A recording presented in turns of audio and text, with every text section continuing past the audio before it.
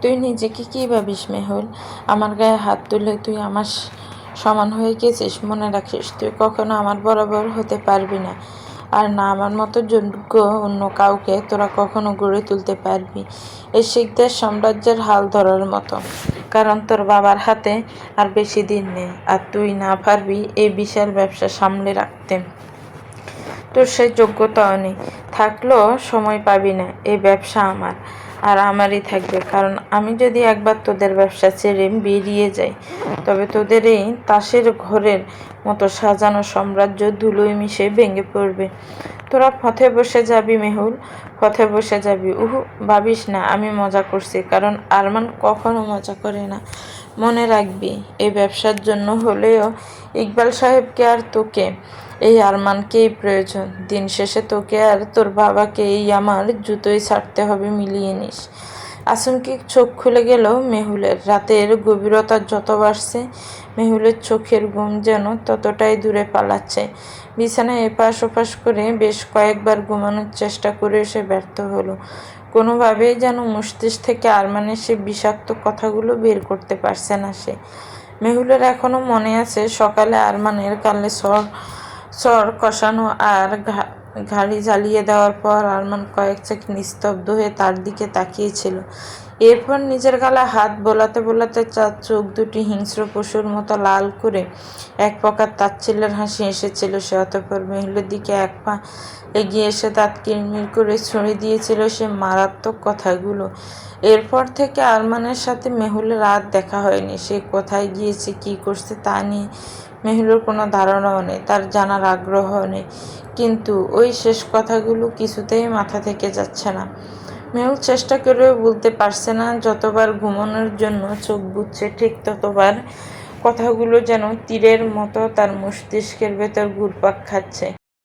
ঘুম আসছে না দেখে মেহুল অবশেষে ছেড়ে উঠে দাঁড়ালো। পরনের আরামদায়ক সুতি কর্সেটের ওপর একটা ওড়না ভালো করে জড়িয়ে নিয়ে সে ব্যালকনির স্লাইডিং ডোরটা খুলল। দরজা খুলতেই রাতের এক ঝলক শীতল হাওয়া এসে তার সারা অঙ্গে যেন ধোলা দিয়ে গেল। এরপরে মেহুল ধীর পায়ে ব্যালকনিতে এসে রেলিংয়ের দিকে উল্টো ঘুরে পিঠ ঠেকিয়ে দাঁড়িয়ে রইল। তার চোখ জোড়া তখন ঘরের ভেতরের শূন্যতার দিকে নিবদ্ধ।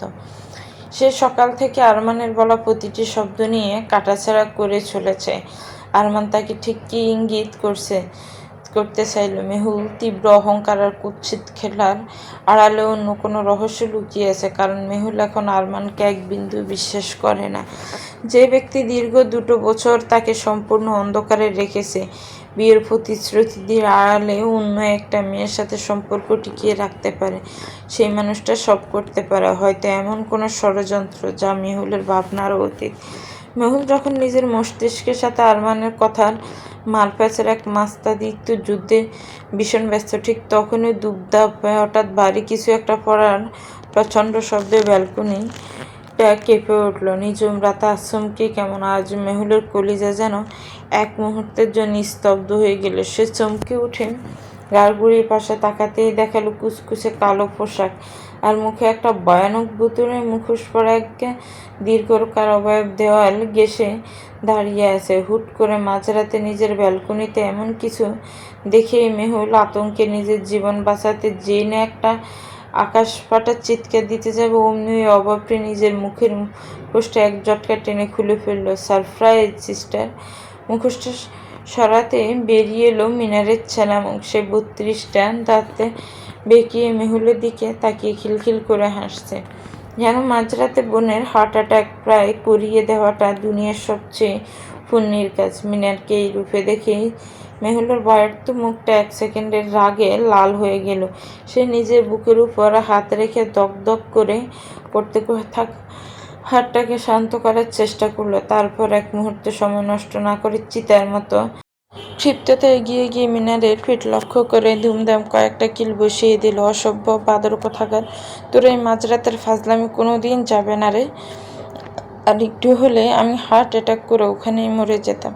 মেহুল দাঁত কিরমির করে আরও একটা কিল তুলতে তুলতে বলল, এদিকে কিল খেয়ে মিনার ফিট চুলকাতে চুলকাতে ব্যালকনির রেলিং গিয়ে বসলো। মুখে ব্যথার ভান করলেও তার চোখে মুখে দুষ্টুমি তখনও একটুও কমেনি।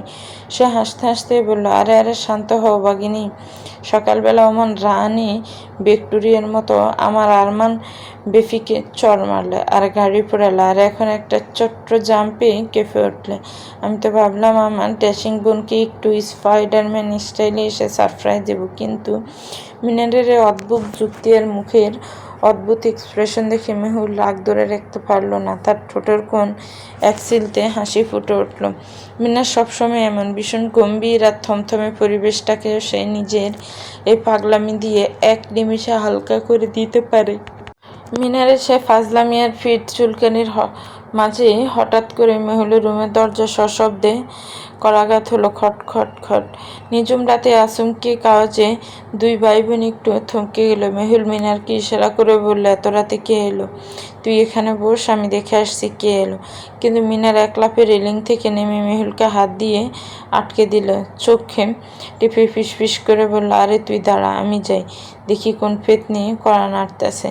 বলেই মিনা ধীর পায়ে গিয়ে লকটা ঘুরিয়ে যেই না দরজাটা খুললো, অমনি সামনে দাঁড়ানো মানুষের চেহারা দেখে তার নিজেরই হাসির বাঁধ ভেঙে গেল। দরজায় দাঁড়িয়ে স্বয়ং ফরিদা, তবে তার মুখের ভঙ্গিটা দেখার মতো, নাক মুখ কুঁচকে ছোট ছোট করে সে এমনভাবে তাকিয়ে আছে যেন দুনিয়ার সব তিতা করলার রস একসাথে গিলে এসেছে।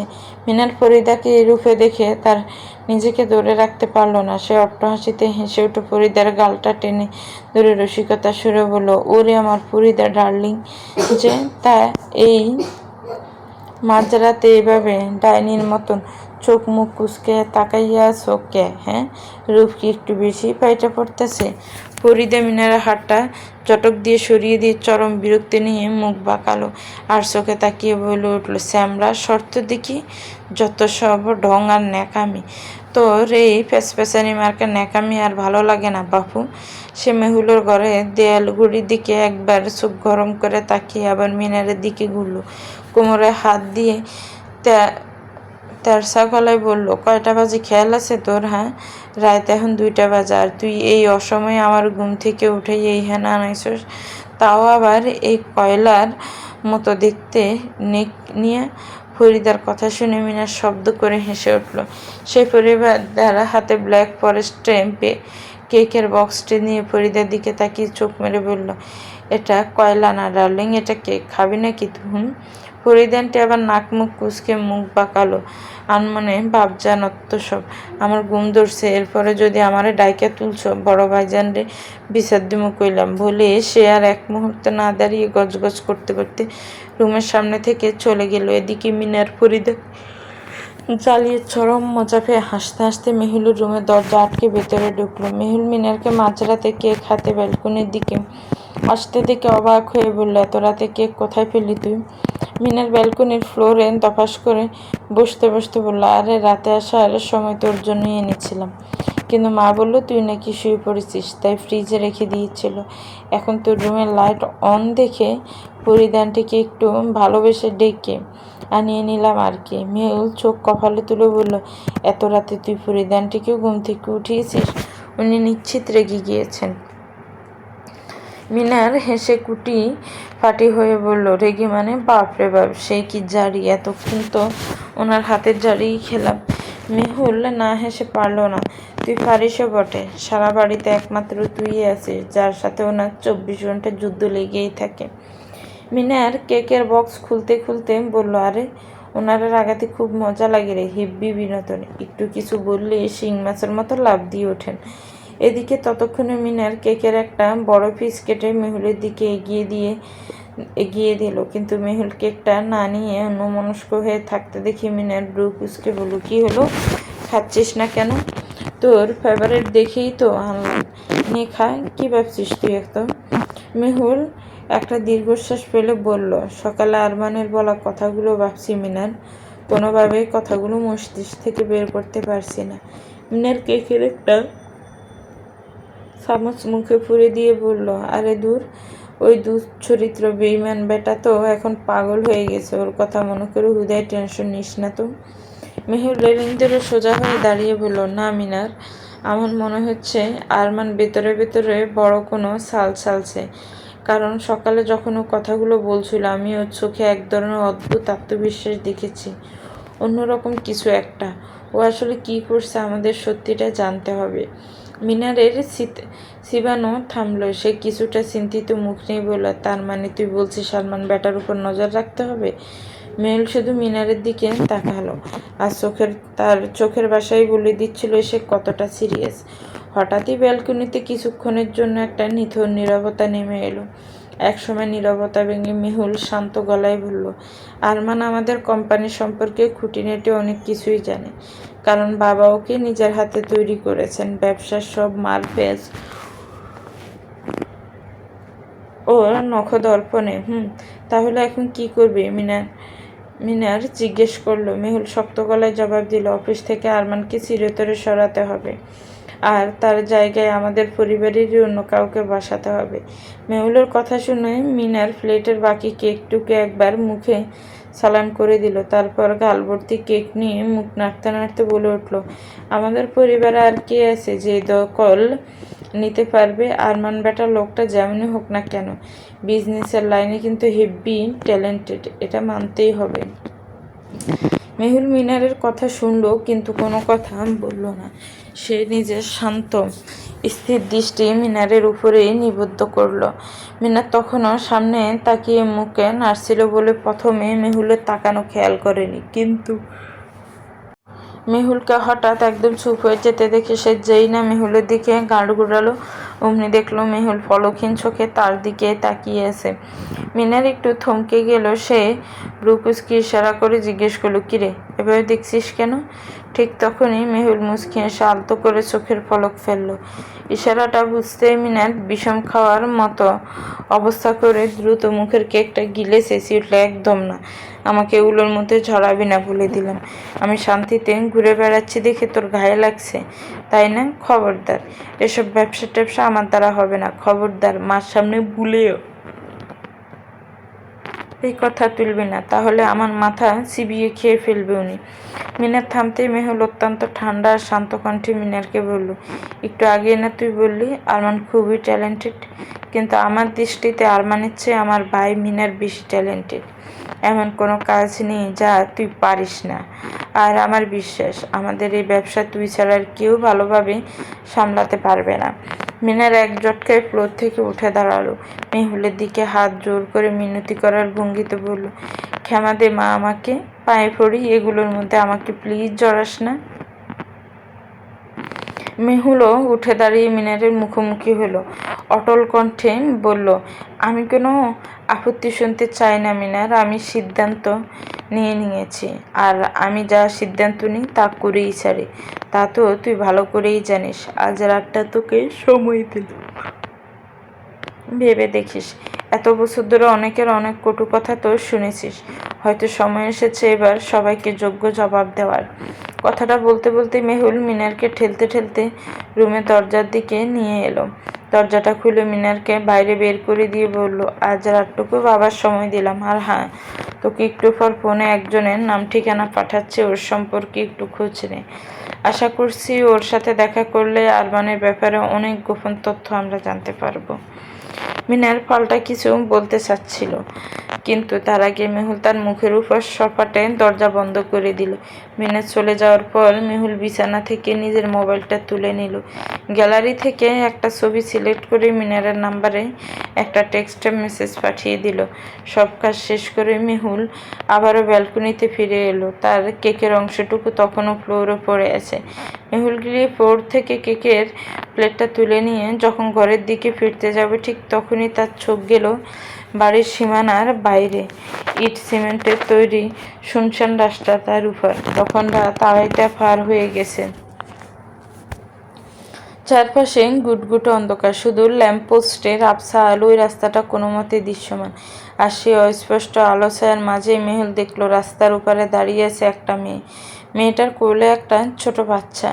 মেয়েটির দৃষ্টি যেন সোজা মেহুলের ব্যালকনির দিকে। এত গভীর রাতে একটা অচেনা মেয়েকে কোলে বাচ্চা নিয়ে নিজের দিকে এভাবে তাকিয়ে থাকতে দেখে হঠাৎ মেহুলের হাত কেঁপে উঠল। হঠাৎই তার হাত থেকে কেকের প্লেটটা সশব্দে ফ্লোরে পড়ে গেল। প্লেটটা পড়ার আওয়াজে মেহুল এক মুহূর্তের জন্য চমকে নিচের দিকে তাকালো, আর পরের মুহূর্তে যখন সে আবারও রাস্তার দিকে তাকালো তখন দেখলো সেখানে কেউ নেই। রাস্তাটা সম্পূর্ণ ফাঁকা।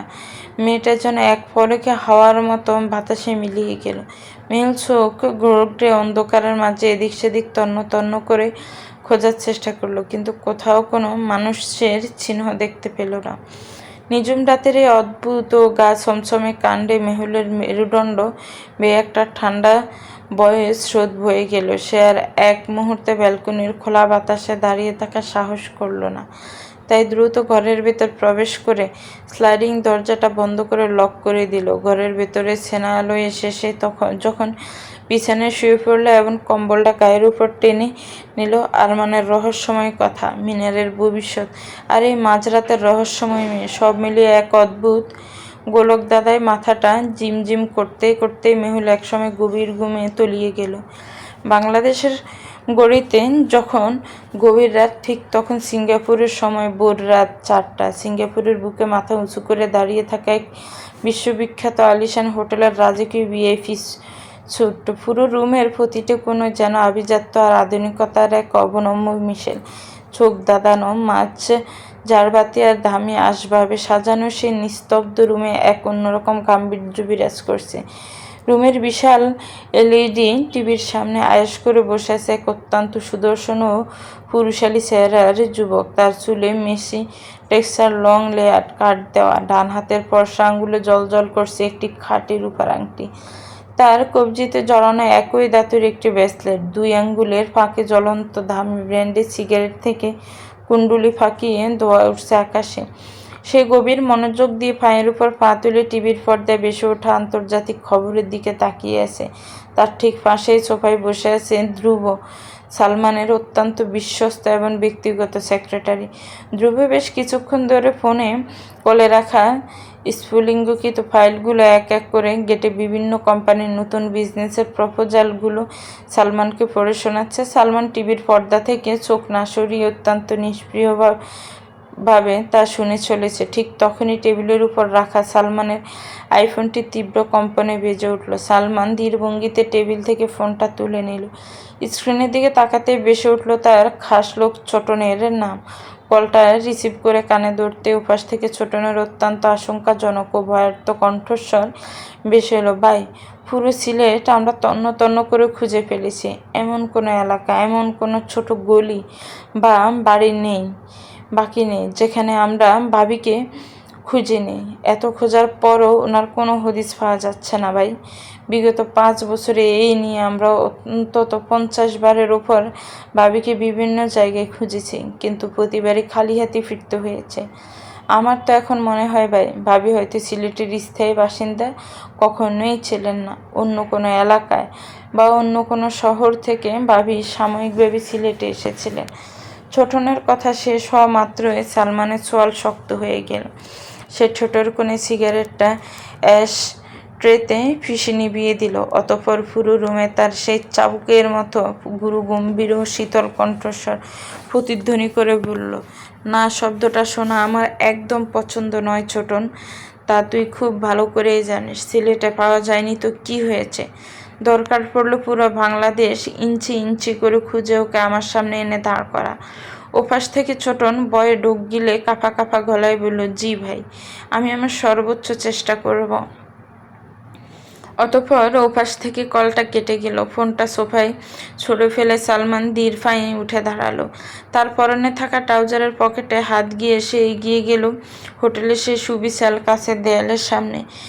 সেখানে থেকে পুরো সিঙ্গাপুর শহর রাতের আলোয় এক মায়াবী রূপ ধারণ করেছে। অতঃপর সালমান পকেট থেকে তার চামড়ার কালো মানিব্যাগটি বের করলো। অত্যন্ত সযত্নে সেটির ভেতর থেকে একটি পুরনো, কিছুটা বিবর্ণ হয়ে আসা ছবি চোখের সামনে তুলে ধরল। ছবিটি মেহুলের। ইন্টার পাস করার পর সেই কিশোর কৈশোর আর বয়সন্ধিকালের মাঝামাঝি সময়ে মেহুল। ছবিতে দেখা যাচ্ছে দুপাশে দুটো কিউট ভিনুনি করা, পরনে সাধারণ সালোয়ার কামিজ। অত্যন্ত হাস্যোজ্জ্বল মুখে মেহুল একটি মেয়ের সাথে দাঁড়িয়ে দূরের কোনো দিকে তাকিয়ে মন খোলা হাসি আসছে। সেই হাসিতে কোনো কৃত্রিমতা নেই, আছে কেবল এক স্বর্গীয় পবিত্রতা। সালমান এক পলক দৃষ্টিতে তাকিয়ে ছবিটির উপর নিজের আঙ্গুল বোলালো। তার চোখের কোণে তখন তীব্র অধিকারবোধ আর ব্যাকুলতার আগুন। সে জানালার কাছে নিজের প্রতিবিম্বের দিকে তাকিয়ে ফিসফিস করে বলে উঠল, 5 বছর, দীর্ঘ পাঁচটি বছর ধরে তোমাকে পৃথিবীর বুকে খুঁজে চলেছি। কোথায় লুকিয়ে আছো তুমি? আমার ধৈর্যের পরীক্ষা নিচ্ছ, তাই তো? নাও, আমিও দেখি আর কতদিন তুমি আমার চোখ থেকে নিজেকে লুকিয়ে রাখতে পারো। সময় এখন তোমার, কিন্তু যেদিন আমার নজরের সীমানায় তোমাকে একবার শুধু দেখতে পাবো, ঠিক সেদিনে সালমান শাহ নেওয়াজ তোমাকে চিরতরে নিজের করে ছিনিয়ে নেবে হরিণী। সে ছবিটা বুকের কাছে চেপে ধরে জানালার বাইরে দূর আকাশের দিকে তাকালো। তার কণ্ঠে তখন এক অটল প্রতিজ্ঞা, শুধু এবার তোমাকে খুঁজে পাওয়ার পালা। খুব শীঘ্রই আমাদের দেখা হচ্ছে। ভাইয়া মেহুল আপিকে বিয়ে করেনি দেখি ইকবাল মামা যদি রেগে আমাদের এই বাড়ি থেকে বের করে দেয় আম্মু, তখন আমরা কোথায় যাব? আমি কিন্তু আগেভাগেই বলে দিচ্ছি, আমি এই বাড়ি ছেড়ে একদম কোথাও যাব না। আমার নিজের এসি রুমটা ছাড়া আমার কিন্তু অন্য কোথাও একটুও ঘুম আসে না। সোফায় বসে নিজের পলিশ করা নখগুলোর দিকে তাকিয়ে নাক মুখ কুঁচকে নিজের মা সুমনা বেগমকে উদ্দেশ্য করে বলে উঠল, আরমানের ছোট বোন কেয়া। কেয়ার কথায় তাল মিলিয়ে তার ঠিক পাশেই বসা শিরিনা বেগম একটু চিন্তিত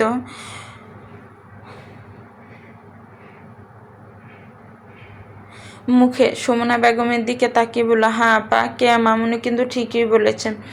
এই নিয়ে আপনি কিছু ভেবেছেন কি? মেহুল যেভাবে বাড়াবাড়ি শুরু করেছে, ইকবাল ভাই যদি সত্যি আপনাদের সবাইকে এ বাড়ি থেকে বের করে দেন। শিরিনা বেগম কথার শেষ হতে না হতে আনিকা পাশ থেকে মুখ বাঁকিয়ে ফোড়ন কাটল। বললেই হলো নাকি? আমার শাশুড়ি ফুফার বোন হন, রক্তের একটা টান আছে না? সামান্য একটা উলটপালটা ছোট একটা কারণে ভাই কি কখনো নিজের বোন আর ভাগ্নেদের ঘর থেকে বের করে দিতে পারে? অসম্ভব। সবার ভেতরের এই ছাপা ভয় আর উৎকণ্ঠা দেখে সুমনা বেগম নিজের ঠোঁটের কোণে এক চতুর আত্মবিশ্বাসী ও কুটিল হাসি ফুটিয়ে তুললেন। অত্যন্ত আয়েশ করে সোফায় হেলান দিয়ে তিনি চড়া গলায় বললেন, ওরা যদি মনে প্রাণেও চায় তবু আমাদের এই বাড়ি থেকে বের করতে পারবে না। ইকবাল শিকদার খুব ভালো করেই জানে, সে যদি আমাদের গায়ে হাত দেওয়ার বা এই বাড়ি থেকে তাড়ানোর দুঃসাহস দেখায় তবে ক্ষতিটা শেষমেশ তারই হবে।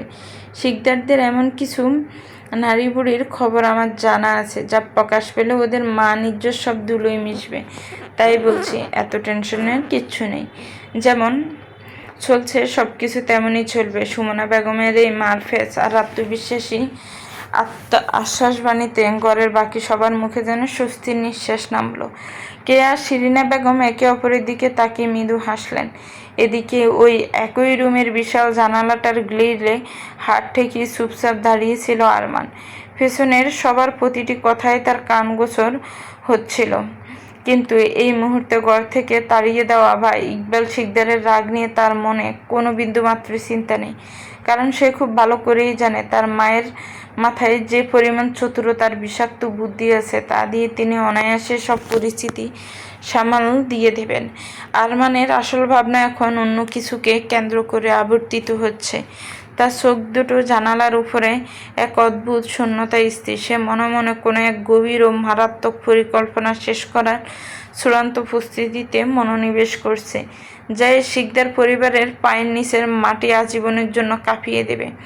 এমন সময় আনিকা সোফা ছেড়ে উঠে এসে আরমানের গা ঘেঁষে দাঁড়ালো। তার বাহুতে আলতো করে নিজের হাত রেখে আহ্লাদি সুরে বলল, বেবি, আমাদের হানিমুনের ব্যাপারে কি ভাবলে? কবে যাচ্ছি আমরা? আনিকার এমন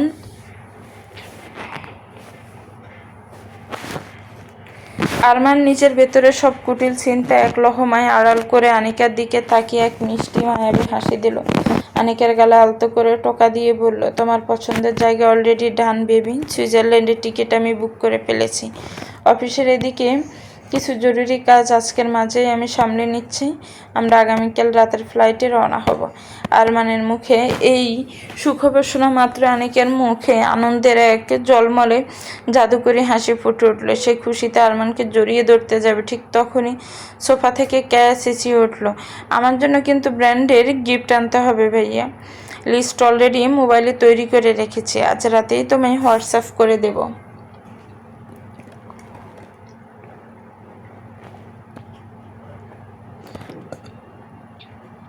আরমানের রুমের ভেতরে যখন বেইমানির পর এক ফসলা আনন্দের জিলিকার উৎসবের আমেজ চলছে, ঠিক তখনই সেই রুমের ৮ বোঝা দরজায় ঠিক পাশে দেয়াল ঘেঁষে পাথরের মূর্তির মতো দাঁড়িয়েছিল মেহুল। মূলত সকাল সকাল তার ছোট মামা আজমল সাহেবের ১ মাসের প্রয়োজনীয় ও দামি ওষুধের প্যাকেটটা মামি শিরিনা বেগমের হাতে তুলে দেওয়ার জন্যই সে মামিকে খুঁজতে খুঁজতে এই দিকটা এসেছিল।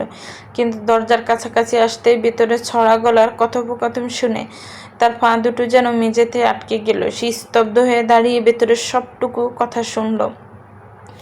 কেয়া, আনিকা কিংবা শিরিনা বেগমের সস্তা দেখনদারি কথাগুলোকে মেহুল মনে মনে চরম অবজ্ঞা করে আর তাচ্ছিল্যের সাথে অগ্রাহ্য করল। সুমনা বেগমের বলা শেষ কথাগুলোর টোন আর আত্মবিশ্বাস মেহুলের হৃদয়ে যেন এক গভীর ও তীব্র সন্দেহের জন্ম দিল। ক্ষতিটা ইকবাল শিকদারেরই হবে। সুমনা বেগমের এই চতুর উচ্চারণ মেহুলকে ভেতর থেকে নাড়িয়ে দিল। তার মানে আরমান আর সুমনা বেগম শুধু বেইমানি করেনি, তারা শিকদার পরিবারের নেপথ্যে বড় কোনো ধ্বংসের ফাঁদ ফেতে রেখেছে। মেহুল নিজের হাতের ওষুধের প্যাকেটটা শক্ত করে চেপে ধরল। তার চোখের মণি দুটো মুহূর্তের মধ্যে ঘুরদার হয়ে উঠল। সে আর এক মুহূর্তে সেখানে দাঁড়িয়ে নিজের সময় নষ্ট করল না। কোনো রকম শব্দ না করে অত্যন্ত নিঃশব্দে সে আরমানদের দরজার পাশ থেকে সরে এলো। মেহুল যখন হাঁটতে হাঁটতে সুমনা বেগমের সেই চতুর আত্মবিশ্বাসী কথাগুলোই ভাবছিল কি এমন কারণ থাকতে পারে যার জন্য তার বাবা চাইলেও সুমনা বেগমকে বাড়ি থেকে বের করতে পারবেন না। এই শিকদার পরিবারের এমন কি গোপন রহস্য ওনাদের জানা আছে? মেহুল বুঝতে পারছিল না এই বিষয়ে সে কাকে জিজ্ঞেস করবে আর কেই বা ঠিক তাকে সঠিক তথ্য দিতে পারবে।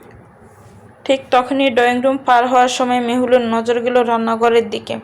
সেখানে দুপুরের রান্নার কাজে ব্যস্ত ফরিদা আর মেহুলের মনি মিনারা বেগম।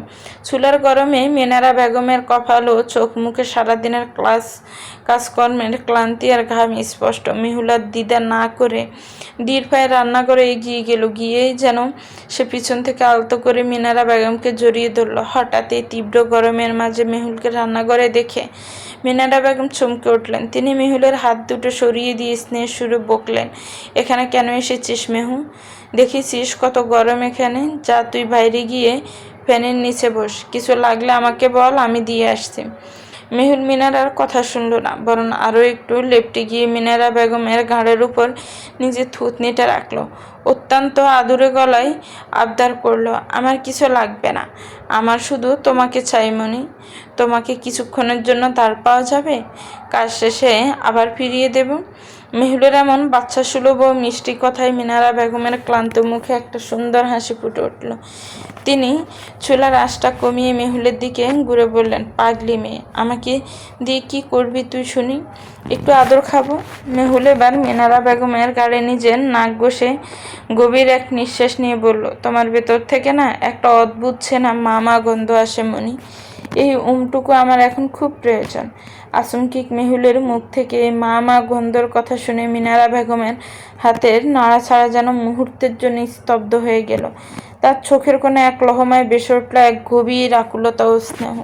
তিনি পরম মমতায় মেহুলের মুখের দিকে তাকালেন, অতঃপর নিজের এক হাত দিয়ে মেহুলের গালে আলতো করে আদর বুলিয়ে তার থুতনিটা আলতো করে ধরে কপালে একটি স্নেহ চুম্বন আঁকলেন। বললেন, ঠিক আছে চল, আমার পরিটার যখন আদর চাই তখন সব কাজ তোলা থাক,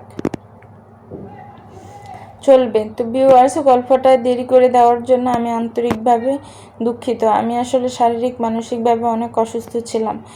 আসলে জুলাই মাসে আমার ছেলের প্রথম মৃত্যুবার্ষিকী ছিল। আমি মানসিকভাবে যথেষ্ট পরিমাণ ভেঙেছিলাম। আমি চেষ্টা করব নিয়মিত গল্প দেওয়ার জন্য। ভালো থাকবেন, সুস্থ থাকবেন।